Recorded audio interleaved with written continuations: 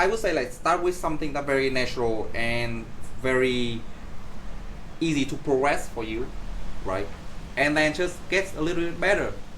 At the beginning, it's so simple and so easy to see progression. It's like you just literally like blank pages of paper. Yeah. Right? You can literally draw whatever you want and you're gonna see something like that. And Right. if you are so unactive before, and I shouldn't say unactive, but more like lack of experience before, anything you do will gain you experience. Right? And then all you need to do is just keep it comfortable enough for you to keep it going. Hello, and welcome to episode 4 of the Common Sense Workouts podcast. I'm here with Coach Hayden. Hi, welcome How you back. doing, Welcome man? back. I'm good. How are you doing? I'm doing pretty good, pretty swell. Cooled down a bit. Nice. So, today's episode we're going to be talking about how do I start working out, and specifically for a lot of beginners, people who are new to the gym, who are interested in getting started with their fitness journey, but maybe aren't too sure about what's the first step that I take, what the exercise that I do. So that's what we're going to be talking about today. Yeah, that's true. Gonna be a lot of reminiscing about the good old day. When we start, we'll see. Yeah, that's true. You forget what it's like your first time stepping into a gym. Yeah, I mean like sometimes I still think that I just take it for granted. Like how far I've been, and think of it as like it's so easy skill and why people don't get it, right? But back in that, I think it's just like so many things that you don't really know, right? Back in that day, I probably didn't know anything, just coming in and do the workout. I still remember that I didn't even know like how much of impact a workout can be to your muscles. So I still remember first time I did my shoulder press, and I did it so much, and then eventually that night I came home, and then I literally had to shower and wash my hair like this because I couldn't even raise my arm higher than my neck. It just stay like that, and it's still up until this day is always gonna be the story I remind myself about, like how little I knew at that point about like working out, right? And let me tell you, the soreness is crazy. Yeah. So bad. Yeah. So I think because of that, I want to talk about that today. Yeah. And I like to help our audience to understand about the working out. How hard can it be? Making a realistic expectation, and also like maybe we can talk a little bit about what you find on the internet. Yeah. So to start off, we talked about the fact that because I had a family emergency, with my mom, and she had suffered from a tick bite and this disease called babesiosis. But anyway, so what about that disease? How is it symptom? So it's the best way I can describe it, because there's a lot of different symptoms. It's kind of like having like a really severe fever. Oh. But part of the I don't know if you want to say symptoms, but sort of her experience when she was afflicted with the disease. She had mentioned that she had this like loss of balance, and even when she was recovering, and this is part of like why I think we wanted to talk about this, is we noticed, like my brother and I, when we were trying to get her to I guess do some exercises to try to strengthen, and I noticed that she didn't have a very strong like mind muscle connection when she was trying to sweep out her leg. Like getting too complicated with these terms, basically like swinging the leg out, right? Even as I asked her to like hold it out, and like she couldn't. She's like, no, that's it. Well, she could swing it up, but she just didn't. She felt it more along the side of her leg than she did in the actual glute. Right. Something wild. You never understand why she feels right over there. Yeah. And so it's like there was actually like spent some time trying to figure out with her like how to get her to build that mind muscle connection to actually activate to move the hips, but with their glutes rather than like her back or her legs and stuff like that. Right. But anyway, because of that, had some questions in terms of, for someone who, just for context, my mom has never really been a gym rat at all. Right. She's never, I don't think she's ever actually gone to a gym. Wow. She's very active. Like she goes to the yard and does a lot of yard work and walks a lot. But for someone who has never, like her, who doesn't have much of like a workout program that she's done or a routine or anything like that, like something that's much more regimented, what are some tips, or what advice would you have for in her case, because she's starting to work out with my brother, what are some pointers that you might have? I would say that it is actually something pretty new to her. We talk about being active and being familiar to exercising, and we think that is some kind of somewhat similar to each other. But what I'm thinking about, what my take on it will be being active and being trained are completely two different terms. When you being active is more like you move how you want as long as you can complete the task, right? And while when you train is more like you have to complete the task, but following a sequence of the movement, following the structure, following the technique, right? So someone who has a lot of time being active without training, actually some people who kind of really prone to injury when they later in their life, because they've been moving with a lot of suboptimal pattern. We're not gonna get way too deep and way too specific about that, but yeah, that's basically what it is, right? So when we train, we basically train the people to train the body to move in a sequence that it makes sense, and it's the most optimal for anatomy and for that person specifically condition, right?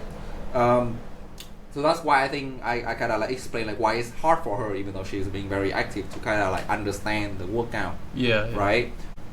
Exactly. At the beginning, we already talked about that. Good old day, how difficult it was.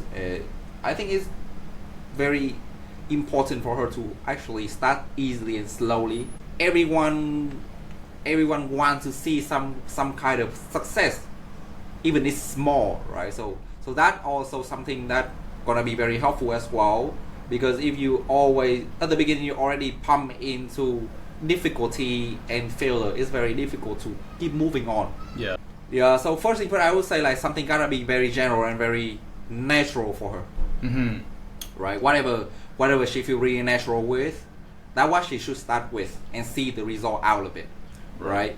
I would say the most natural pattern for people to do, the first thing first will be squat, which is basically sit and stand, right? Right. And the outcome for the first 2 weeks is basically sit and stand properly, right? Instead of using the lower back, instead of hinging too far before you sit, right? Let's break it down into a few opportunities that you can work on. Right? For example, stay upright. Second is brace pretty well. Lastly will be moving the hip and the knee at the same moment and with a good rhythm, right? That already achievement, right? And once they can do that, then the movement gonna feel much more natural and comfortable. And after that, we can think about loading the weight on it, or change it into a little bit more challenging, more complicated pattern. Right. So the squat is the first thing I'm gonna do with everyone, because it's very natural. It's the thing that people do every day. And the second thing will be for upper body. I would say anything that related to body weight exercise with some kind of support is gonna be also good as well. Okay. So say for example push up compared to dumbbell bench press, right? Push up gonna be much more friendlier. If you fail, what is the worst outcome? You probably lay on the ground.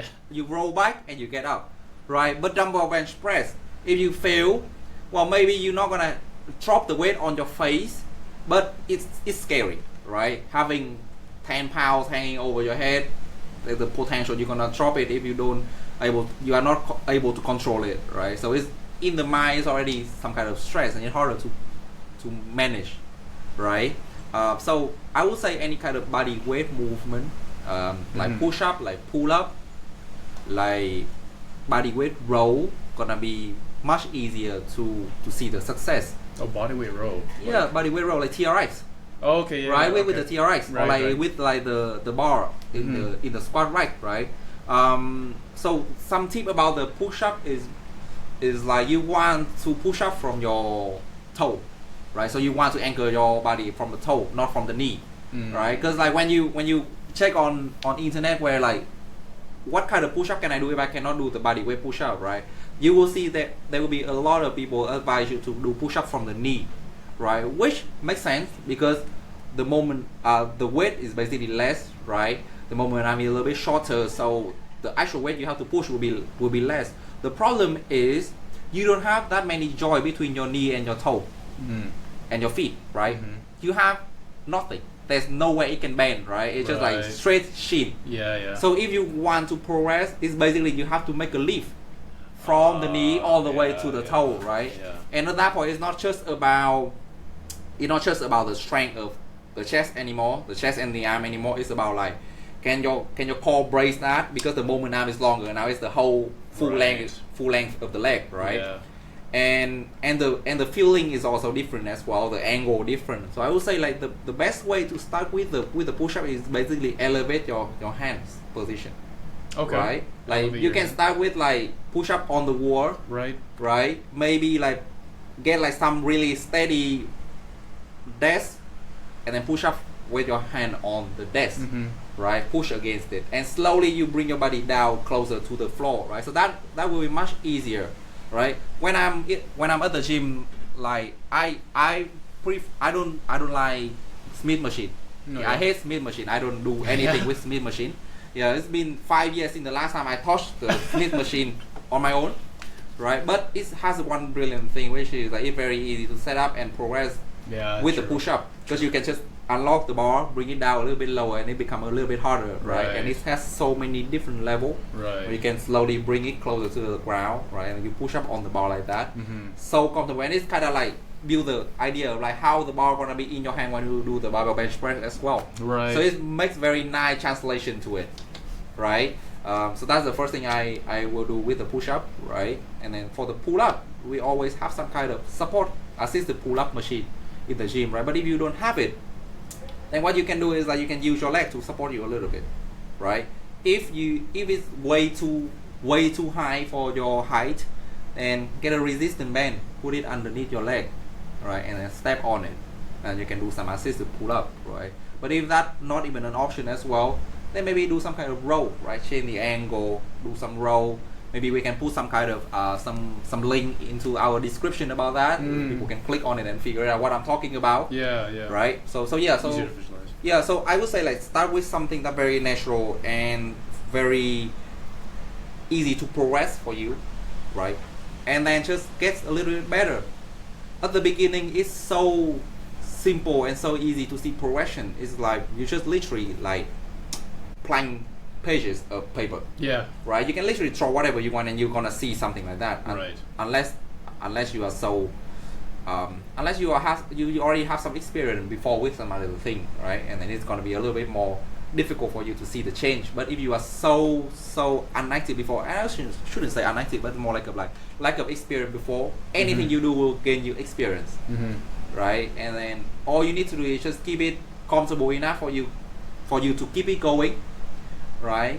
And the longer you last, the more result you're gonna make. A lot of time I see people have like so much of expectation to do like complicated thing, and then they fail and they get discouraged, or even worse, they get hurt, right? Yeah. And it's so sad to see that, because like it's a big step back. Yeah. Right. I'm pretty sure that I can be up to this point because I'm lucky enough to manage that, don't get hurt for the first 2 years. Yeah. Enough for me to figure it out. True. Right. But I've seen enough people who get hurt like 2 weeks after they come into the gym, and then that's it for them. That's it. It's too big of a fail for you to kind of like bounce back from it, right? Not everybody is Gawkin. Kevin Gawkin? Is that his name? The dude who like run all the like 100 kilometers with like broken feet. Oh, David Goggins? Oh yes, David Goggins. Yes. Yeah. No, you're not, right? Yeah, you're not David Goggins. Like yes, absolutely not. Even then, man, that's a little crazy. That's crazy. That's too crazy. I don't think anyone can be like that superhuman. Yeah. But yeah, you touched on like those are I think really good points that overlooked a lot, especially by people who are maybe experienced lifters but aren't necessarily trainers, but people that like the kinds of lifters that others like new people to the gym would ask for advice from, right? I guess what I'm saying is like you mentioned focus on exercises or movements that feel natural, right? And then even just starting off with like body weight, right? Not even focusing so much on the load as just getting used to the actual movement patterns. Yeah, absolutely. And yeah, like the thing is like people at the higher level like they very easy to forget how difficult it is for someone to be at very low level, right? Like if I weren't a trainer, I don't think I'm gonna appreciate that fact, but I figure out that it's so difficult for people to actually do some kind of like Romanian deadlift or some kind of hinge based exercise. So maybe that's why your mom didn't feel and on the group but like feel anywhere else, right? Because hinge pattern is one of the most difficult pattern to train in the gym. Like I've been working as a personal trainer for like 4 years already, and it's so difficult. I still figure out it's so difficult to train people to hinge properly. Yeah. Right. So anytime I have someone can come in and then can do hinge properly right away, I'm like, oh my god, thank God. Thank God, I don't have to go through this anymore. Thank you so much. Yeah, that's literally what I'm saying. They don't understand like how impressive it is to hinge properly. They don't understand that, right? So people take a lot of things for granted. But yeah, I must have been deadlifting like wrong for like 10 years at least, before I realized, oh, it's not actually a back movement, it's like it's a hinge. Yes. Yeah, for sure. Like we talk so much about like hinging, how to train people on hinge. Well, and that's also like going back to what you're saying, natural patterns and just getting really understanding what's going on with the movement, right? I think is really important because like even if like in my case, like I've been lifting for 5-10 years, right? And like it wasn't until I actually seriously injured my chest that like I started to like step back and be like, okay, maybe it doesn't matter so much about how much I'm lifting, but how I'm actually lifting. It like sounds so cliche, but like I think it actually is so important for people not just to avoid injury, but to actually get the most out of your workout, right? To really understand what's going on with your body. Absolutely. I've seen so many people do like so much heavy weight with like so poor technique. Yeah. And to be honest with you, they don't look even that good. Trust me, they can do a lot of weight, but they don't even look that good. Yeah. Right. And it's not even impressive to me. When I look at somebody who perform like any kind of exercise who's with like so good technique, it's so impressive. Yeah. And whatever they put on top of that is just like a cherry on top of it, right? I don't really care, right? But one moment I start to see people who kind of like put like 4 plates on the bar and it's just hinge for 2 centimeters and then come back and they say like, oh yeah, I did my PR on the squat. I'm like, no, fuck off, you don't, you didn't. You just basically unlock your hip. You didn't even unlock your knee. You just unlock your hip and then you put it back. Yeah. No, it wasn't even a workout. So I strongly think that it has to be something different. Whatever it is, it has to be something different than a race and a competition. Right? Yeah. Because you are not in a competition with somebody else. Right. Right. And even with yourself, you are not in a competition. You are more like in the process of making yourself a better lifter, better exerciser, better person, right? That's all. And being better doesn't necessarily mean you can lift heavier, right? Being better just means basically better, Yeah. right? You have better awareness, you have better experience, you have better time, right? Yeah. Right? Like if you can lift this much weight, but after that you go home and then you're backfiring for like 2 nights, and you couldn't even sleep, and you have important presentation and you fail because you couldn't even sleep. Yeah. Then it's not good. It's not better, right? So I think that really important that people have like really straightforward goal and definition of how they think is better, where it's actually better instead of deviating it into different characteristic or different factor and just sticking on that, right? Yeah. I've seen so many people like they don't have the definition of how I can become better, so they start to deviate it into like different goal. Like if I lost 5 pounds, I become a better person. If I could lift 225 pounds on squat, I become a better person. Right? If I can run a marathon, half marathon, I will become a better person. And then when I ask them like how will you become a better person when you achieve that, it has never been about the activity itself. It's about something else, right? Yeah. It's about something else. Like, oh yeah, because one of my friend, he's so fit, and then he could run 10 kilometers no problem, and I'm sure that if I'm at that stage, I will be just like him. I will be healthy like him, right? And I'm like, no, maybe not. Maybe you are not just born for that. Like, I'm glad that you are up for the challenge, but you know, it's not the one that's gonna define yourself whether you're a good person, a better person or not. Right. You know, or maybe even like healthier person or not. Maybe not. You know, a lot of people look great, but they have so many like internal illness in their body, and you will never know, right? Yeah. So I think it has to be something that really related to what actually it is, not trying to deviate from the definition of it. Right? Why you are here, why you working out, why you want to be better, and how you define better. Not seeing it entirely as, or not seeing it at all as a race or like a competition, right? Yeah. Because ultimately, at least for me, like I like working out. Like I actually like going to the gym, and like I want to be able to do this for like a long time, right? So like if I don't hit my PR tomorrow or today, right, well at least like I can still continue trying. Yeah, you have another 40 years to try it. Yeah, right? yeah. Maybe longer if you do some cardio. Yeah. Right? Yeah. Cardio. Yeah. Cardio is always important too. Oh, for sure. Yeah. Yeah. So, as much as we hate that, it's important. Yeah. Okay, so to recap, so you said for someone who's like starting out, I guess specifically, in my mom's case, but I guess anyone who's in a similar situation, never been to the gym before, just focus on natural movement patterns, things that feel natural, and starting out with just body weight is fine, and focusing on getting the movement down, and then also just that, I guess what you were saying now with thinking about like, I guess how would you put it? How would you phrase it? Like, not just the fact that it's not a race, but also about the goal and understanding the reason behind the goal. Having realistic goal and goals.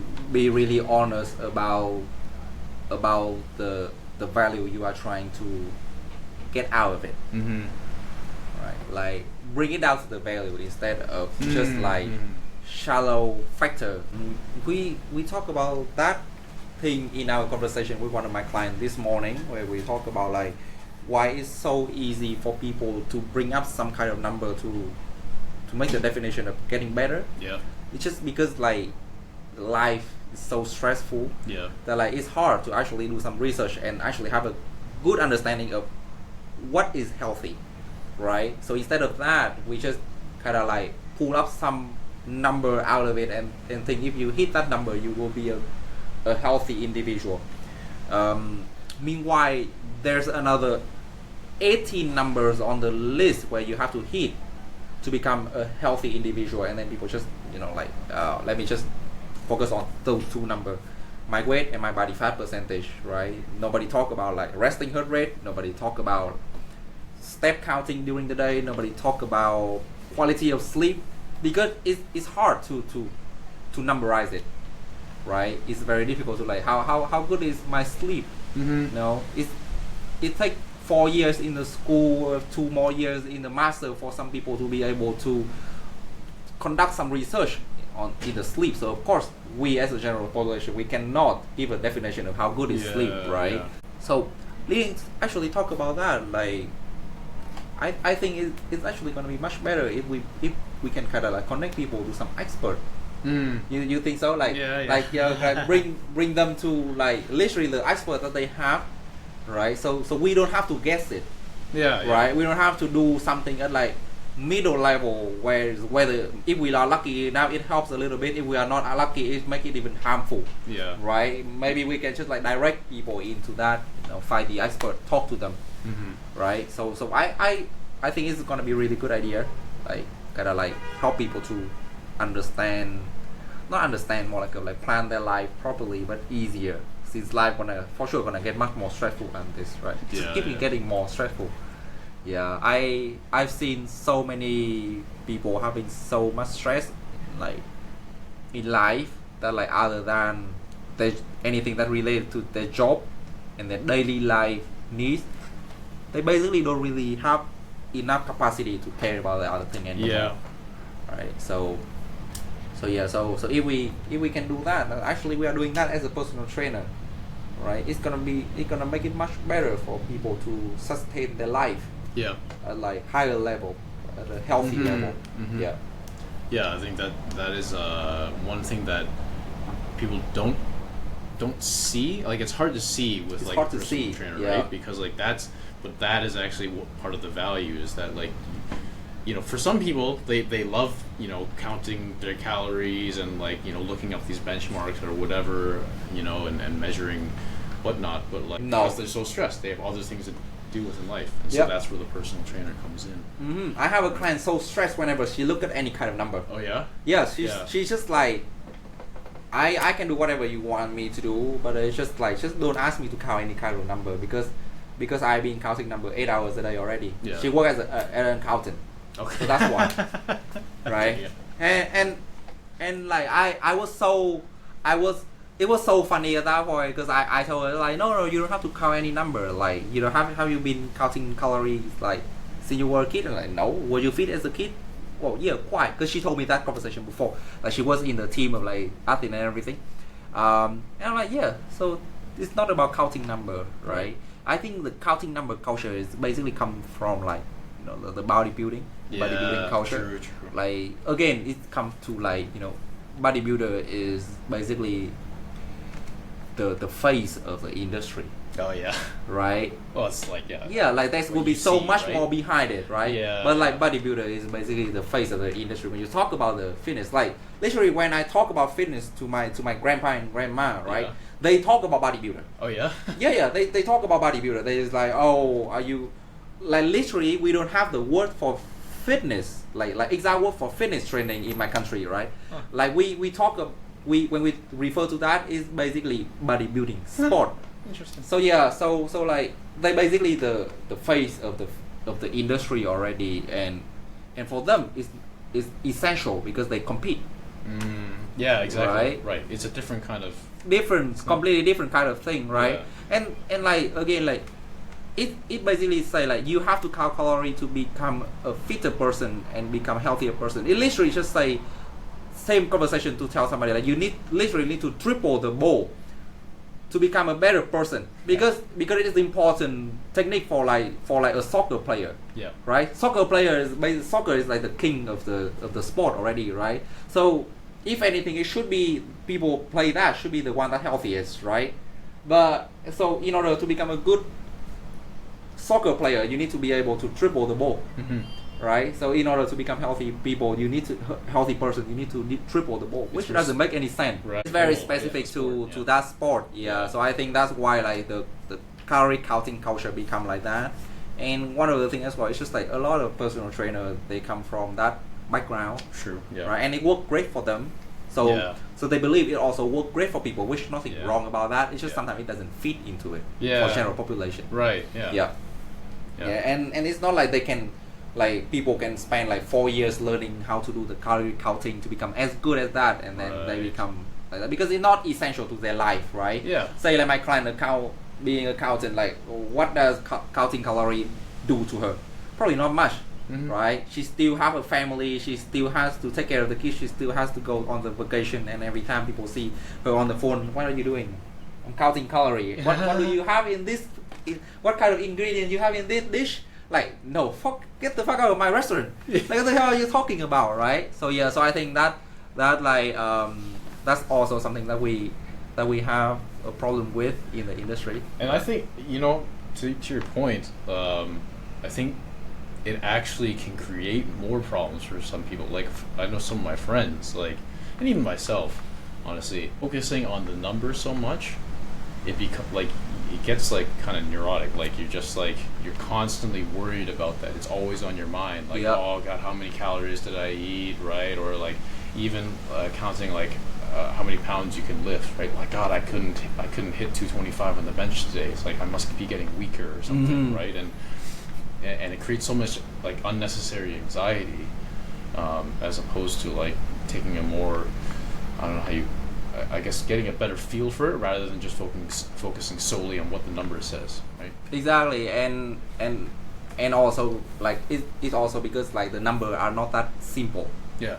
Right. Yeah. Right. Like you do hit 225 potentially on the bench press, but if that's your max, you cannot just hit it every week. Yeah. Right. That's absolutely true. Right. So the number, your body doesn't work based on number. Yeah. Exactly. Right. Your body is just all the natural cell. It's been evolved for like million years. Should I say million years? Maybe. I don't even know. Yeah, 100,000, something like that. But that's a long time, right? And if it's just based on the number, probably we're not here. Yeah. Right? So absolutely, it has to be more number than that if it's just about the number. Yeah. Right? It has to be very closely monitored by somebody. Right? So by giving them the number and tell them that like, hey, this is our golden standard about the number. You just need to follow these numbers, then your life will be much better. I don't think it's gonna work, right? We are oversimplifying those things by putting the number and tag on it. Yeah. Right? And absolutely it's not gonna be the right way to do so. And yes, exactly, in the worst scenario it may even cause more stress, which important factor to the number to go exactly on the opposite direction you want it to go. Yeah, exactly. Right? Yeah. So I'm surely believing in the I surely believe in the philosophy of like do what you feel good, and then things gonna sort it out on its own. Like don't try to monitor too much. Like micromanaging is so difficult and so ineffective if you are not good enough. Yeah. And I'm sure in this newly sport, people we are talking about, they are not good enough. We just have to be blunt about that. They are not good enough. Yeah. Right, to that number. But at the end of the day, they still need to do it. Right? So better make it simple. Yeah. Right? Better make it fall in with common sense. Right? Whatever make you feel good, do it. Right? And exploit out, improve it. Yeah. So that's what my take about number, all those numbers in the industry. Yeah. I still obsessed with the number. I have a little understand about the number, how it works and everything. So I think it's good if you want to work with the number, then better find somebody who knows how to read those numbers. Right. How to get the information out of those numbers. Yeah. And one thing is like you probably already know, like our as a trainer, right?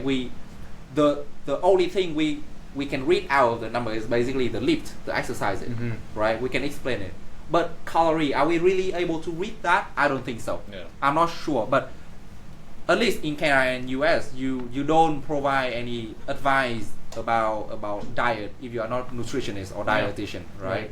Because it's our scope of practice. So it's literally listed directly by the government. It's like, hey, your personal trainer is not trusted to give you the meal plan or anything like that. Yeah.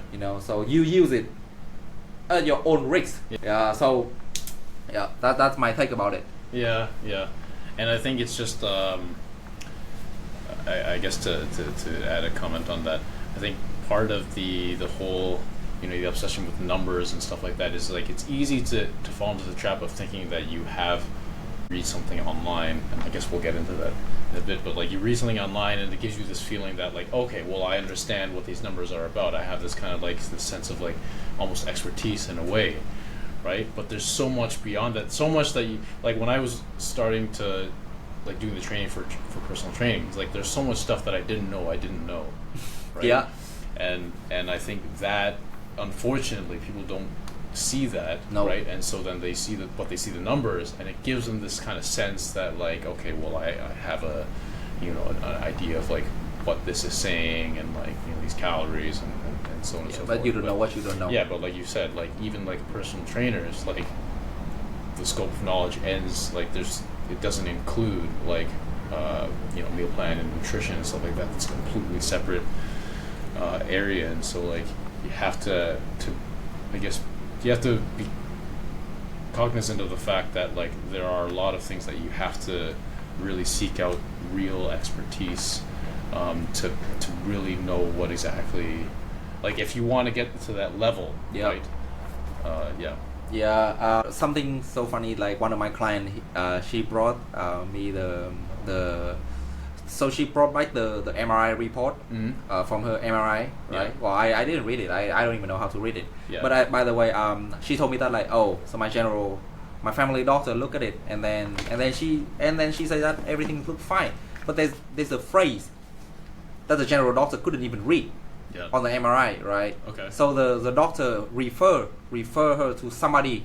Oh. Right, and it took her a week to see that specialist. And that specialist couldn't even see it, couldn't even read it. Oh. Like look at it, and I'm like, I don't even know what it is, man. So I told her that like, oh, so what you gonna do with that? And she's like, oh, I'm gonna look for another specialist. I'm gonna do that. And I'm like, why don't you just come back to where you took the MRI and then ask them? Because there must be somebody who wrote this down, right? And that person should be able to explain to you like what is going on, right? So you can that also show you that like in that high level of specialists, there's still so many things that like miscommunication, or maybe like the gap between the knowledge and something like that. That like that's crazy when you think about that. Like I'm here and you expect me to understand those things. Like, right. I have never into medical school. Your family doctor don't even understand that. And you expect me to understand that? Like, how can it even possible, right? I look at it, I'm like, no, I'm good. I didn't even look at it. I'm just like, just bring it back. Not the right person. Right? Yeah, that's the right person. But again, I'm glad that she trusted me. Yeah, that's true. Right, and I'm glad that she kind of like show me what she has, right? Which I think is important for the trainer to build, right? The rapport and the trust between you and your client. But eventually, because of that, you have to respect the scope of practice, because they will trust whatever you say. Right. Once you get the trust, you have the responsibility to protect them. Right. And so that when you cannot say shit anymore, right? Like you can literally say shit on the internet, like nobody even care, right? And if somebody care, they're gonna actually like kind of like verify it, right? But when you become a personal trainer of somebody, they trust you. Right. And everything you say can be harmful, has the potential to be harmful to them if they take it incorrectly. So that's what really need to be clear about, like where the line is drawn, right? And don't step out of that unless you have the ability to step out of it. Right? Yeah. Got on a little bit of a tangent here. Yeah, I know. I guess one final question, because I know we have one more another section to move on to. Yeah. But going back to the question of someone who is just starting out the gym before, and this actually touches on that clip that I'd mentioned before we started recording about how you have a lot of clients who like they just go straight to the treadmill because they're not comfortable using machines, right? So what advice would you give to someone who, let's say they want to do like push-ups, or they want to start like even squatting, something like that, but they're afraid of looking silly or embarrassing themselves in the gym? Because I think that's a common occurrence for a lot of people, right? Right. So first thing first, there will be I would say like it it's come all the way down to how much confidence you have, right? So by any means, build your confidence first, right? Do anything you need to build that confidence. Bring to the gym your friend who kind of knows stuff, even not the expert, but just kind of knows the stuff, right? Hire personal trainer for a few sessions and then do it with them, right? Get into buy like a weekly pass or monthly pass with like a private gym, nobody around, and you can try all the things that you want to try, right? Let's say like even like practice at home first, right? Go on YouTube, see how you can do body weight exercise, because at the end of the day, those kind of body weight exercise require pretty much no equipment, right? If anything, it's basically a resistant band, right? No more than that, right? Anything else you could find somewhere, like if you have a bed, perfect. That's where you can put your hands on and you can do the push-up from, right? If you have a desk, push it all the way against the wall and then do the push-up out of it, right? Get really used to it, and then try something else, like go to the park, do some kind of like hanging, arm hanging, to make sure that you get the feeling of how the pull-up gonna feel initially, right? And then you can open yourself to go to the gym, and then when you go to the gym, again, you can bring your friends, you can hire a personal trainer, you can get into the private gym, or maybe even just go to the gym when you think there's nobody, right? Like 10 p.m. Right. You know, you're probably not gonna go too hard on it because you're trying to figure it out, right? So 10 p.m. shouldn't be too much problem. Like in middle of the day, there's nobody gonna be in there where you can try things, right? So just create the comfortable environment for you to try, right? And try it out.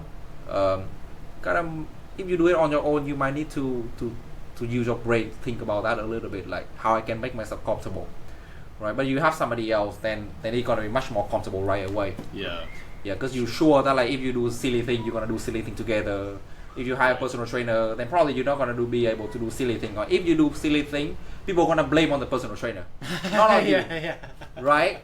I told my client all the time, I'm like, yeah, I think you hire me just to have somebody to blame it on.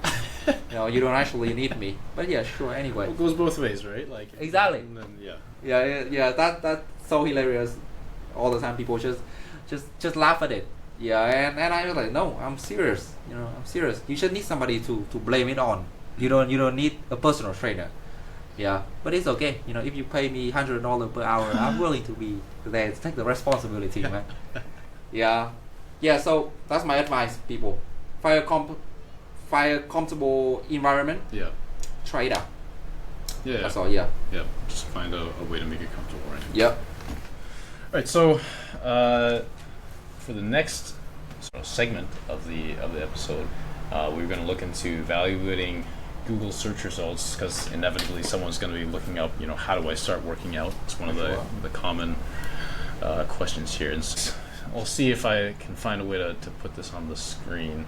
But the two top search results, at least where we are right now, is comes from, is it Planet Fitness?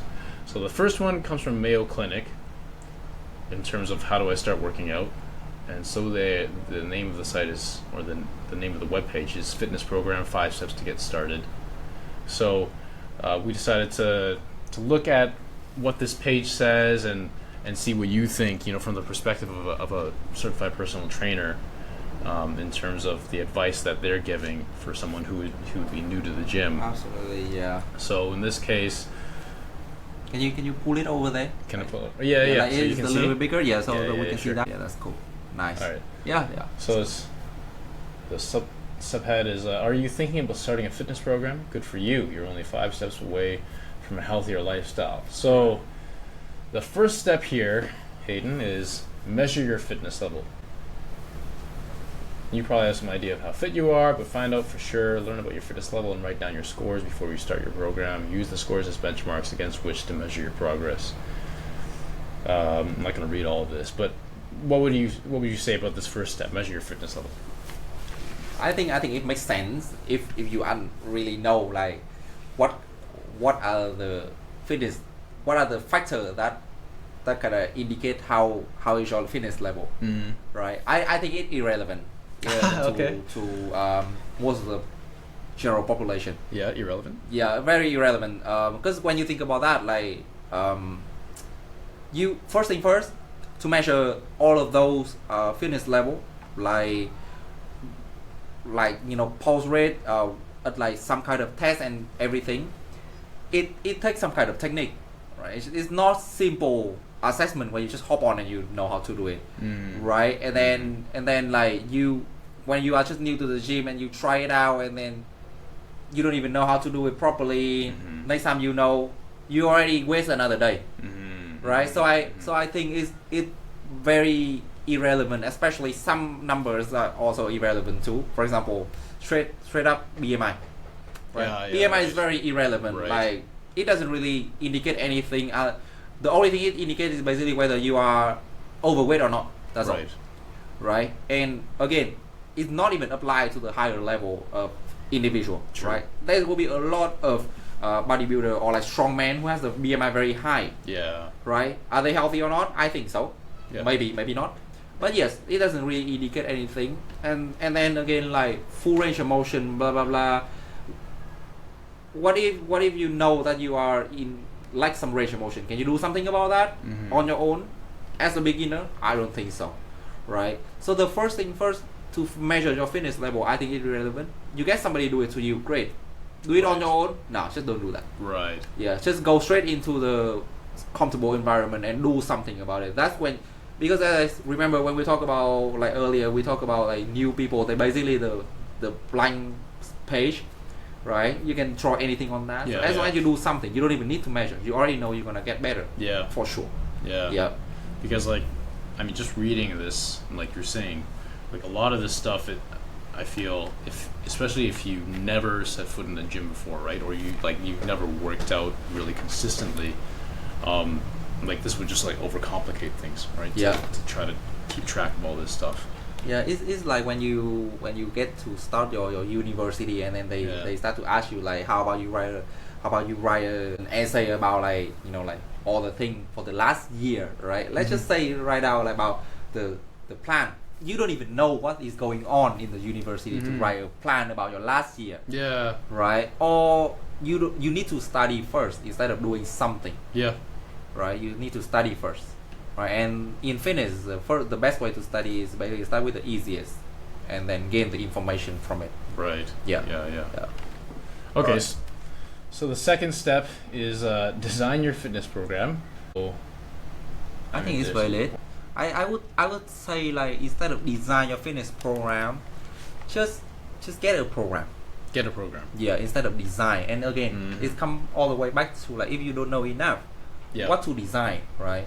Like, are you going to sit there for another 4 hours doing all the research to design your own program that will you only use for the next 2 weeks? I don't think so, right? Just make it simple. Just start first, right? Like, trust me, when they all say that like, oh, you don't want to work two group muscle in the one group muscle in the 2 consecutive days, right? 2 days in a row. You need some time to rest. You need to do 3 sets by 12, blah blah blah, like that.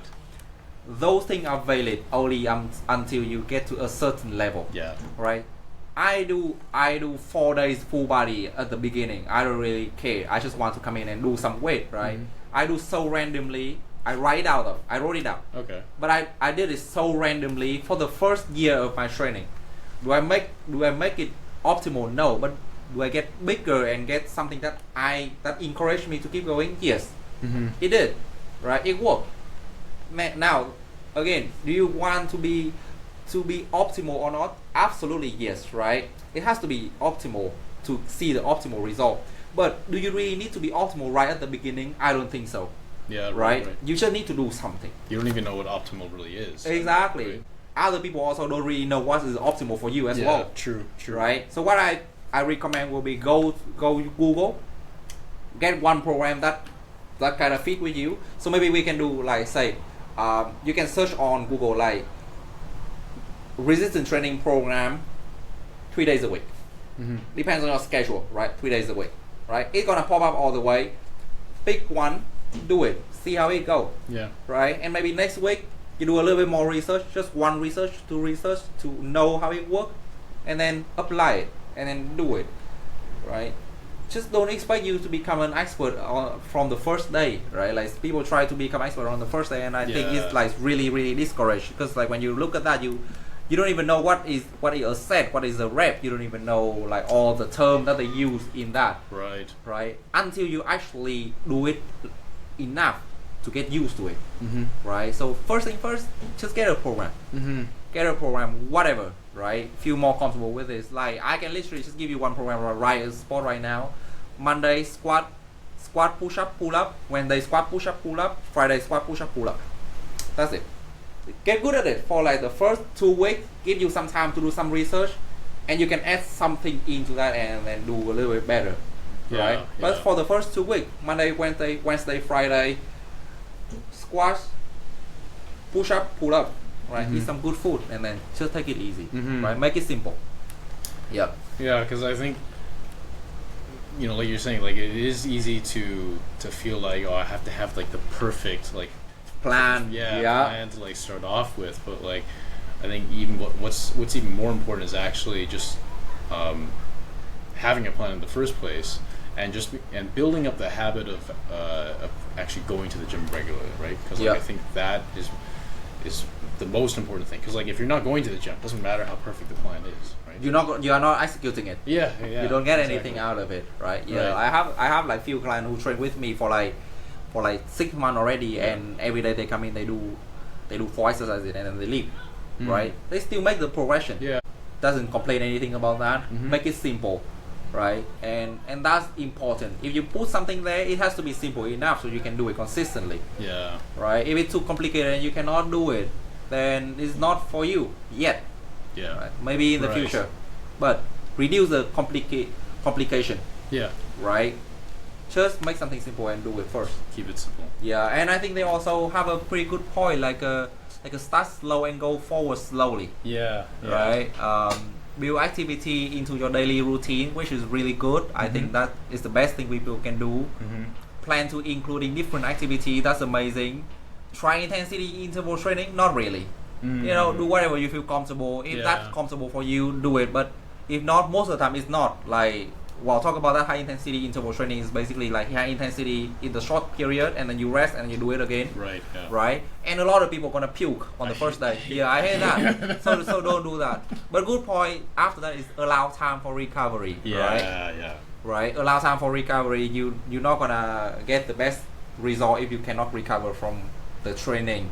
Right. So workout, rest. The example I brought up before, which I train 4 days a week, full body, in a row, 4 days in a row, is not a good example of whatever is optimal.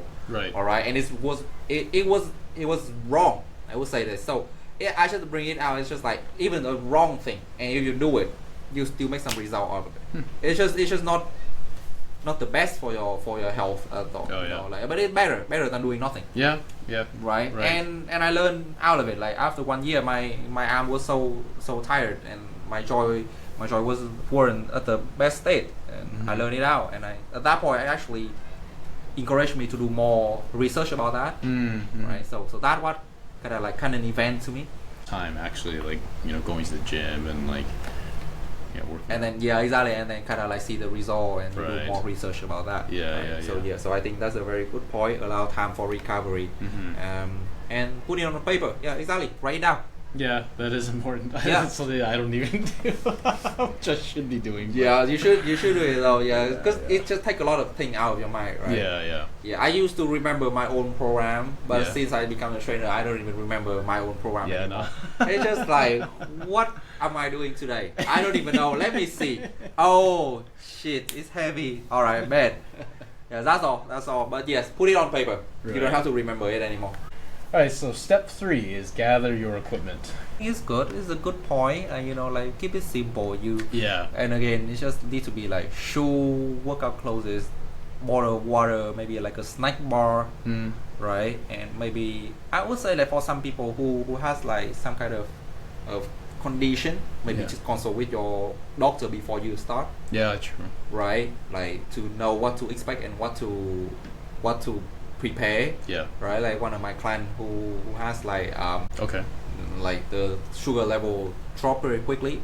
he always have like a few like a few like a kind of like sweet snack, like easy to eat, easy to consume, right? Some kind of like chewing gum, not chewing gum, some kind of like the squishy thing, gummy. Oh yeah. Yes, something like that, Right. just to make sure that like when he feels like a little bit easy, he can take it right away, right? Yeah. So maybe something that if you are in special condition like that, then just consult with your doctor before you start, right?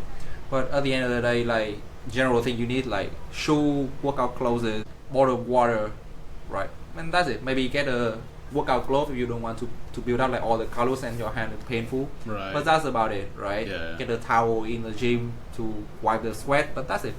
Yeah, keep it simple. Keep it simple. Yeah, simple. For sure, yeah. And step 4 is get started. Most important point, I think they get it down quickly. So start slowly and build up gradually. I think it's perfect. I think it's very, very amazing that we start to see more advice that toward like start slowly and gradually instead of putting all the fancy workout and then do it, right? Yeah. Break things up. What does it mean? You don't have to do all your exercise at one time with activity into your day. That's true. I would say like whatever it feel comfortable for you.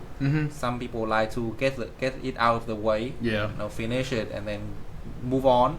Some people like to enjoy a little bit by the end of the day. Some people like to do it here and there because they are too busy. So whatever way work for you, just keep it working, right?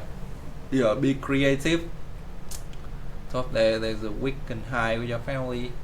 Yeah, sure. I think it's alright. I don't think they're talking too much about going to the gym right now. It's more like a activity outside there, right? Listen to your body. That's true. That's important. Listen to your body. Respect the capacity you have. It's not a competition. It's a journey. Enjoy it. Yeah. And in order to enjoy it, you gotta be flexible about that. Yeah. Right? Flexible about your schedule. Flexible about your mindset or the result. Right? Just focus on the actual value you want to get out of it. Yeah. And then if you still getting it out of that, then you're right. You are on the right track. Right? And I think the last one, what they say, check your progress. Yeah, the last step is check your progress. I would say you can check your progress by write everything down. Yeah. But just track it. Right. You don't really need it to be like way too complicated. Right? Just 3 sets, whatever rep, weight, how long you rest, right? Maybe even a little bit more careful about that. How do you feel? Right? Easy, average, difficult, right? And then that's about it. You don't need to have like a very well-rounded holistic form to check your progress with like all the number you don't even understand how to put it on. Yeah. Right? Just make it simple. Like even for me, like I can even show my program. Like it's so simple. There's literally nothing. Like you can even see, like if I make it a little bigger, then you can see. That's like it literally just name of exercise, set, rep, load, and note. If I want to have some load, right? Right. So that's just basically like that. And then in the load right here, what I'm writing now is like the weight that I'm working on, and the number in the bracket is how difficult I feel on the scale from 1 to 10. Okay. Right? That's all I do. And name of exercise, everything. It's just literally like that. Right? So it's so simple. And it's so much easier to keep it going and keep track on it, right? Because if you write out everything, I actually have some kind of very complicated exercise routine and everything, by the way, if people think that I'm over simplify it, but yes, so there's some kind of program that is going to be so complicated, mainly for the purpose of the athlete themselves. Right. You as a general population, you might don't need that much. Alright, you don't really need like how long is the tempo, how long is the rest, how you progress the weight throughout the day, blah blah blah. You don't really need that. You just need very simple one, and you just do it over again, and you just get better. And even then, like one thing I've noticed, obviously, if we're talking about training for the Olympics, it's one thing, but even for a lot of like bodybuilders that I follow, like they don't really have like super complicated training programs, and I feel like I think this goes for a lot of other domains, not just fitness, but like the more advanced you get, the simpler you keep things, because like you realize there's a lot of extra stuff that's very unnecessary, right? So Exactly.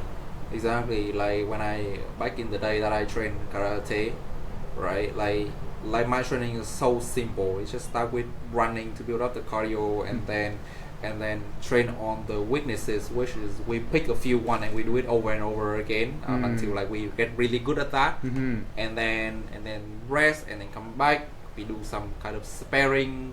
Emphasize on training for the weaknesses, right? Use a lot of weak technique, right? So I can get used to it, right? And then every week we do like twice, where we kind of sparring with each other, like completely. There's no practice, it's just sparring, right? And then we call it a day. That's it. It's like so simple. Yeah.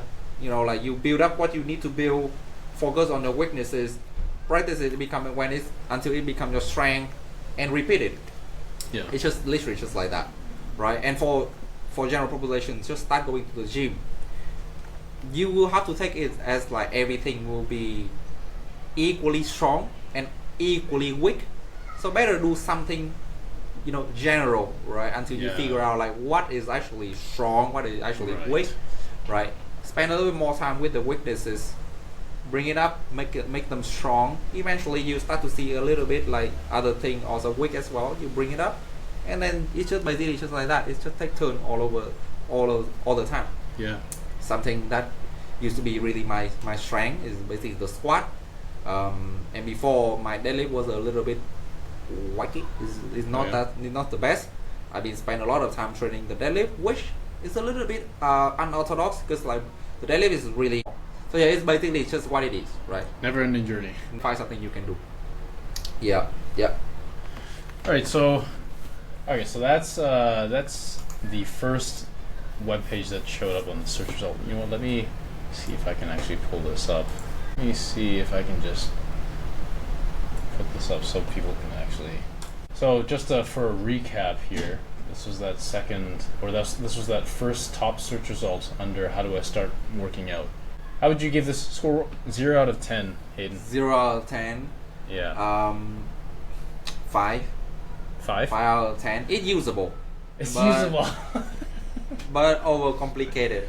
Overcomplicated. Okay. Yeah. Usable. Yeah. It's usable. Like what I would give the guidance when you read this article will be like, just take whatever you understand. If anything you understand and too difficult, get it out of your mind. You don't need to do that, right? So like measure your fitness. No, you don't really need to do that. Design your program. You don't know how to design. Don't need to do that. Right. But you need a program in order to do something, right? Yeah. And then what is the third point? And then the next one will be gather your equipment. Yeah, great, right? You can gather your equipment as much as you need to, right? Get started, right? And that's a good point. Start slowly. Be active, be flexible, amazing, and then eventually check your progress. So writing that, that's it. So I think other than they try to make it a little bit overcomplicated, I think it's valid. It's not invalid. Right. Okay. Yeah. So it's not like misleading people. The other page that we saw on the top search results is from Planet Fitness. Amazing. This will be interesting. Yeah. Have you ever been to a Planet Fitness? No, I haven't actually. I've never either, but. I believe that like they are pretty strict. They're very strict gym. Yeah. You can't drop anything. Yeah. That's what I hear. Yeah. I don't know, man. I have never been in that gym, but like some of my friends were, and they just like it's like no. Yeah. Not really. I know Sam Sulik goes to Planet Fitness from time to time. Really? Yeah. Yeah. Amazing. Or maybe it's for him to practice the like control the movement. Oh yeah. Because you cannot slam it, right? Yeah, true. You just have to do it, otherwise you're gonna be kicked out. Can't be too loud. All right, so this second search result on Google is a beginner workout plan for your first week in the gym. How do you want to run through this? Benefit. I don't think there will be like a lot of things to talk about the benefit. There's so much benefit that like you can talk about that whole day, right? but basically it's gonna improve your health physically, sometimes maybe mentally, right? Other than that, it's just like to go really deeper into it, Yeah. which I don't really care about that much, because it's just like whether it's relevant to me or not, Right. And same thing to you, whether it's relevant to you or not. Everyone Yeah. has their reasons, right? Exactly. So expert tips for beginners at the gym. Right. So what we have start slowly. Don't try to do too much. I think it's valid. Nice. Yeah. Listen to your body. Find a workout body. Yeah, that's good. Yeah, Make it fun. I like it. Yeah, I think it's good. I think it's a really good one to start it. Right. Exactly like what we talked about in the a little bit earlier. Right. Just make it fun. Yeah. Get it. Make it fun. simple and go for it. Right. Yeah. Now, the importance of a dynamic warm up. It's good. I mean, at the beginning, probably you're not gonna go with like that much of like intensity and volume. So, warm up or not, I don't think it matter. Like, just warm up quickly, right? Move a little bit to make sure that your body can move properly. That I think is going to be important for people in the beginning for the warm up, right? Yeah. Move around so you know that you can move around. Right. Test it out first, but just don't make it like 30 minutes before you can actually start the workout. Like roll here, roll there. Get this one, stretching this one. No, you don't need all of that. 5 minutes. Yeah. It's gonna be a good one. Yeah. All right. Exercise types to include in a beginner workout plan. Nice. Okay. So these are, I guess they provide a few different exercises for Yeah. the types of training. So the first thing you see that like they say squat, lunges, push up, pull up, plank, crunches, and leg raise. Yeah. All those things, you can do it with body weight. See that? So it's simple, right? Right. And is well-rounded developed, right? Yeah. I say squat, push up, pull up because it's the simplest one. Mm-hmm. But lunge is also great. You eventually gonna have to do lunges because Yeah. you walk, you don't hop like bunny. Right. So you can't do squat all the time, right? You need to train to walk properly, right? Planks, crunches is amazing. Is good exercise for the core. And leg raise, same thing, good exercise for the core, right? And then they have the cardio, which is great because it allows people to live longer, right? Yeah. Yep, for sure. Let's see, exercise improve cardio, yes, and burn calories, maybe not. Some good cardio exercise, yeah. Walking is great. Jogging, I don't think so. I'm No? not. Yeah, I strongly against jogging as the whole activity itself. Okay. I think if you are walking, you jog for like 5 seconds and you move to running, great. But if you make your whole cardio session out of jogging, you are doing to yourself more harm than good. I would say like that. Interesting. Yeah, because jogging is basically like a ugly son breed by walking and running, which inherit all the bad quality and non-good quality. Right. So walking, the benefit of not the benefit. The good thing about walking is basically first is low intensity, so you can maintain it in the long term. Okay. That's the first thing, Yeah. right? So you can do much longer. Right. You can do much more often without recovery, and also the return on the investment of time and everything, it doesn't get diminished too much, right? So that's amazing for like daily activity, right? And second thing is very low impact on your knee, right? And all the other joint as well, so you can do it more often, and it's actually sometimes it alleviate the pain Okay. if you do it properly. So that walking is amazing. Running on the other hand, amazing because it can increase the intensity quickly, right? Okay. Really good to push your heart and your your cardiovascular system to a higher level, and then train it really well, right? But in the end, but again, you cannot do it for very long, right? Because it's hard to do it for very long, especially Yeah. the harder you run, the shorter you can be, Right. you can last, right? And then it also put a lot of impact on the joint, right? So you need some kind of resistance training to protect the joint, Yeah. right? Now we talk about jogging. What does jogging do to you? First thing first, it low intensity, so you can do it for a long time, right? But you cannot do it as long as the walking. You cannot jog every day because you need time to recover, not from the cardio perspective, but from the joint perspective, because Right. you put the impact onto it, right? Yeah. So it's low intensity impact kind of activity, which first thing first, you need more time to recover from that. Second, it doesn't really push you to the level of running, like intensity of that. So it's like basically in somewhere in between, which doesn't provide any kind of benefit, which both of walking and running provide you, right? Walking provide you of the prolonged training. Running provide you the intensity of the training. While jogging is basically too much impact cannot last long. So jogging shouldn't be a full type of training. You shouldn't jog. Interesting. Yeah, either walk or run. Use the jog to basically like transfer you from walking state to running state, but don't use it as the whole thing, right? So yeah, so that's something I want to give some comment about that. Biking is great, swimming is great, amazing. Swimming is really amazing for any individual who has joint pain. Yeah. Because it's very low impact. Jumping rope, great, amazing one. Should pay attention to the condition of the joint, right? Again, hiking is amazing. Yeah, I think that anyone who like nature and some kind of holistic environment and experience, hiking is going to be amazing. Nice. Right. And the next part, what do they have? Stretching and mobility. Stretch, foam rolling, dynamic stretch and static stretch. It's good to use it in intertwine, right? Like you take turn doing it. Right. Dynamic stretch gonna give you some kind of feedback about like how you improve the move or the range of motion. Static stretch gonna be more effective in actually improve the range of motion instead of providing the feedback. Okay. Right.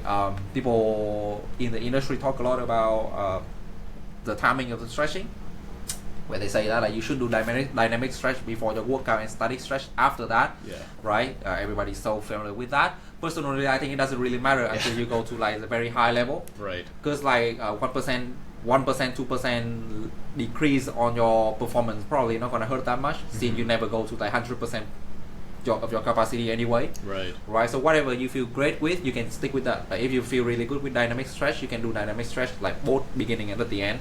If you feel much better and more control with the static stretch, do it at the beginning, at the end. Right. No problem at all. Yeah.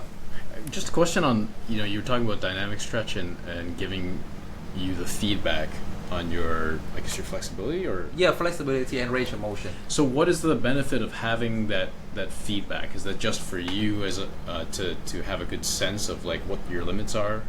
Yes, it gives you the sense of what your limits are. Okay.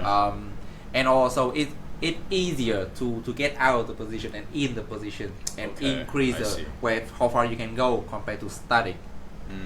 So that's one of the benefit of doing dynamic stretch. Okay. Yeah, and it's more movement related. So if anything, it actually prepare you to move a little bit better compared to static stretch. So that's why it's kind of like having a static stretch gonna be a little bit less optimal when you train very, very hard. Right. Compared to the dynamic stretch where you move in and out of that position. Okay. Yeah. So say like dynamic stretch is more like if you're doing some kind of resistance training reps with longer range of motion where you're supposed to have, but less weight, less load, right? So that's basically what it is. I see. Yeah. Okay. About the foam rolling, it's just like if you like it, just do it. I don't think it do much to you, but if you like, if it feel good, you just do it. Right. So now they get into the actual beginner workout plan. Yeah. Workout 1 is cardio. Yeah. What does it mean by workout 1? Like the whole day or something like that? Here's some exercise you can tackle during your first 3 visits. Okay, so it's literally like a whole day, like a whole thing. Okay. Whole session. Okay. Yes, workout 1 cardio.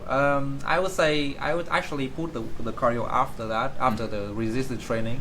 The reason for it is like for sure you're gonna get some kind of soreness. Oh yeah. Like workout 2, like we see there, we have like lower body gym routine, right? So lower body workout basically, so your leg gonna be quite sore after that. Right. And cardio training is actually pretty good to reduce the soreness. When you move at like low intensity, you start to feel it move a little and you're gonna feel less sore. Yeah. Right, compared to like just sit there and do nothing.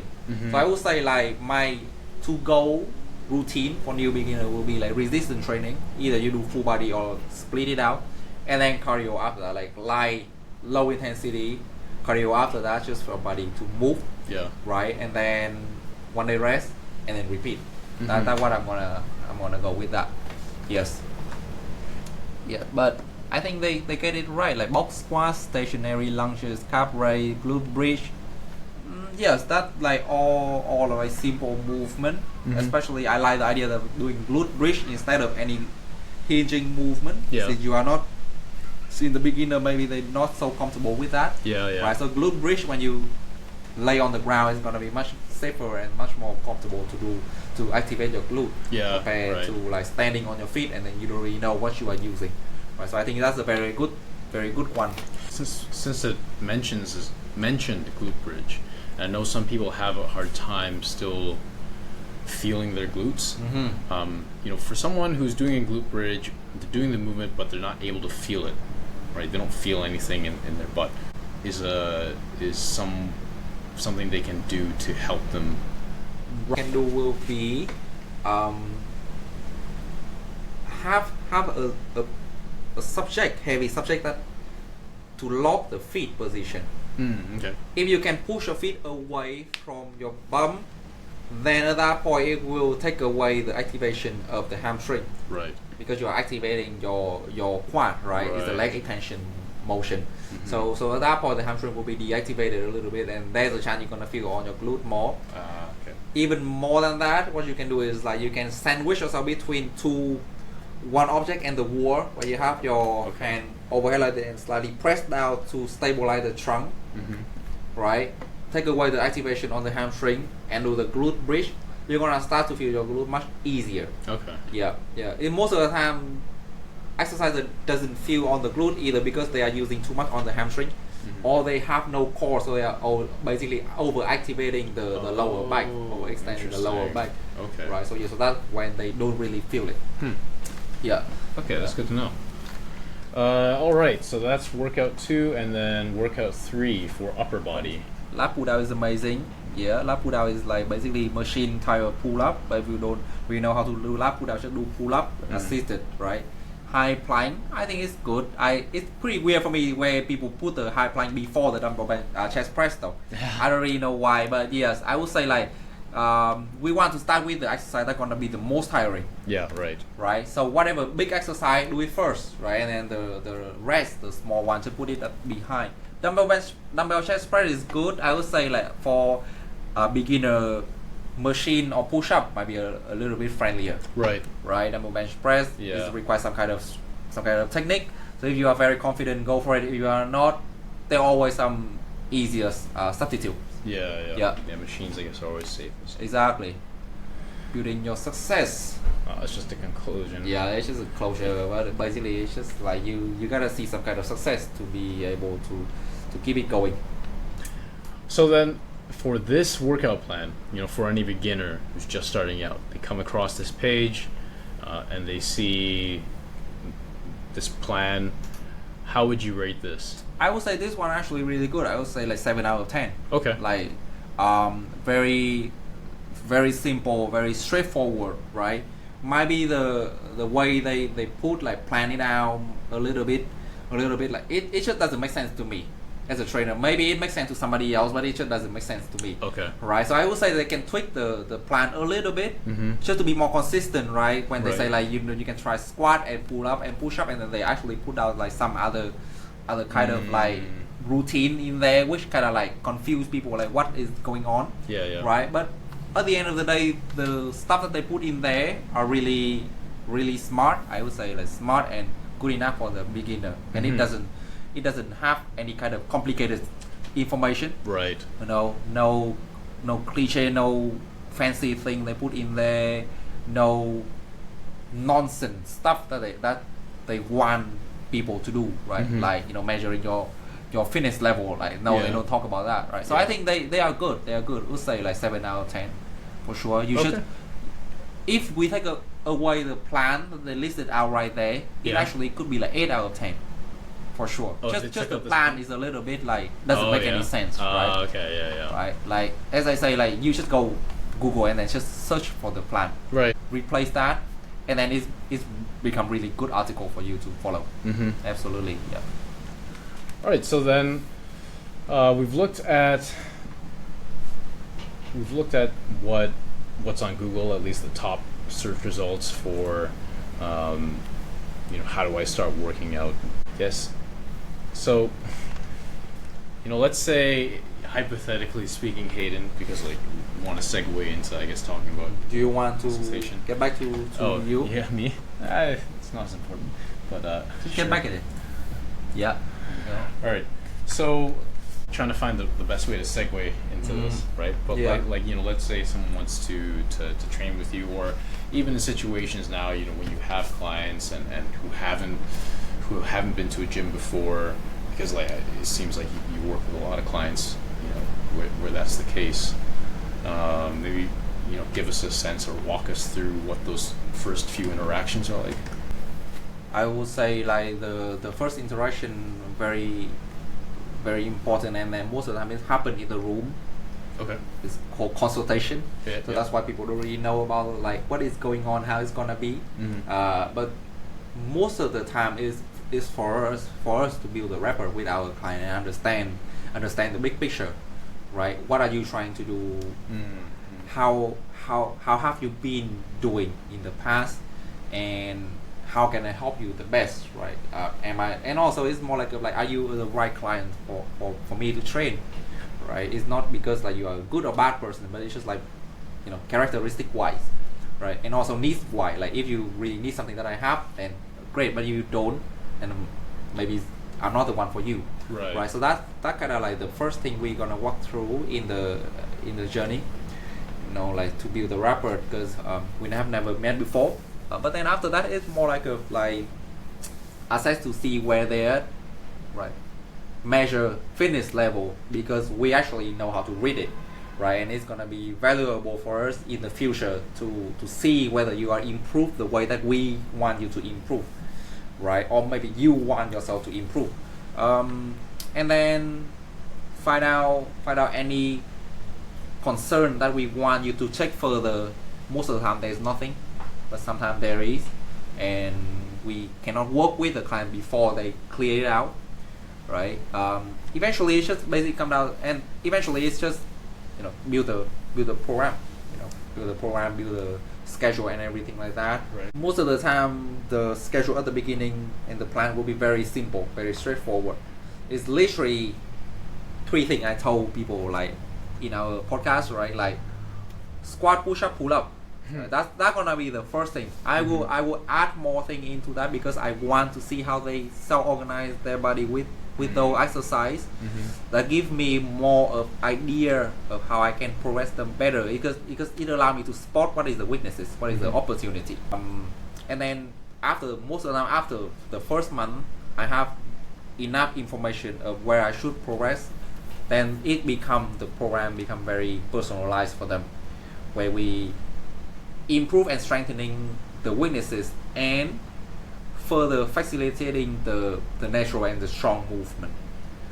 So the consultation is important, but it's not everything. It's more like the journey behind after that, to build the understanding between the trainer and the client. And on the other hand, when I work with my client, a lot of time I really want to refer them to somebody else. Oh yeah. Yes, a lot of time it's happened like that. Like maybe not as a trainer, maybe in terms of exercising I can do that easily, no problem with them, but other needs that they have, right? Let's say I once referred one of my clients to a sleep therapy. Okay. Oh yeah. Because she has problem with sleeping, and she never know like what's the problem, right? I could review a little bit further about that, which is like she has some kind of like, which I'm kind of glad that I refer her to that. Is basically she gotta have like some kind of shallow breathing. Okay. When she sleep, which like cause her like cannot get into deep sleeping. By the way, yeah. So that one case. The other case that I refer a lot of my clients to dietitian, nutritionists, and physiotherapists, just because I really think that it's gonna be much more beneficial for them to have the advice from somebody who really knows their stuff, instead of like me giving them some kind of like very general and very vague advice. Yeah. Right. And let me focus on their own training, their own exercising. Right. Yeah, and then eventually it just build the trust between between me and them, and then really respect and try to keep their trust. Right? Yeah, because we talked about that earlier. That like when I have the trust, they will trust me no matter what I say. Right. Right. And I really have to be really careful about that, and be honest with them. Yes. Yes. I think it's gonna be a good idea if I can do like some kind of short version of consultation online, and make it live, so people can see like how it is. Do some kind of session where I kind of like solve the problem, right? Solve the problem of the client on the spot, and yeah, we probably can put it on our podcast as well.